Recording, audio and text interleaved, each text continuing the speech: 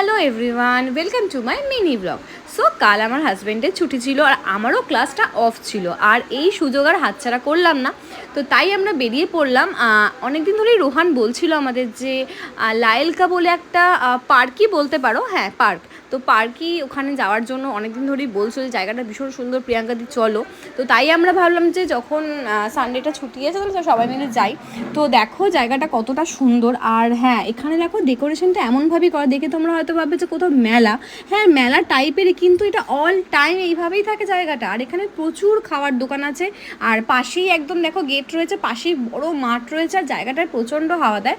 আর Sunday বলে তো gathering রয়েছে, বাট অন্য দিনে তো গ্যাদারিং থাকে না, প্রচণ্ড হাওয়া দেয়। তো তোমরা কিন্তু টুকটাক সানডেতে সবসময় তো সবে অনেক দূর দূর যেতে পারে না, তো কাছাকাছির মধ্যে টুকটাক তোমরা এখানে যেতেই পারো।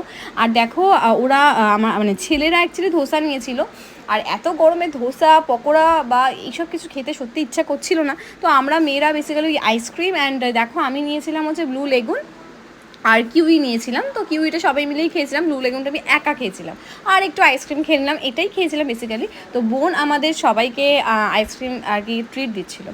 তো যাই হোক, ব্লগটা কেমন লাগলো অবশ্যই জানিও। জাস্ট তোমাদের সাথে শেয়ার করলাম যে আমার সানডেটা কেমন কাটলো। তো যাই হোক, জায়গাটা কিন্তু কেউ যেতে মিস করো না, ভীষণ সুন্দর একটি জায়গা, তোমরা দেখতেই পাচ্ছ জায়গাটা কতটা সুন্দর। তো চলো বাই সবাই।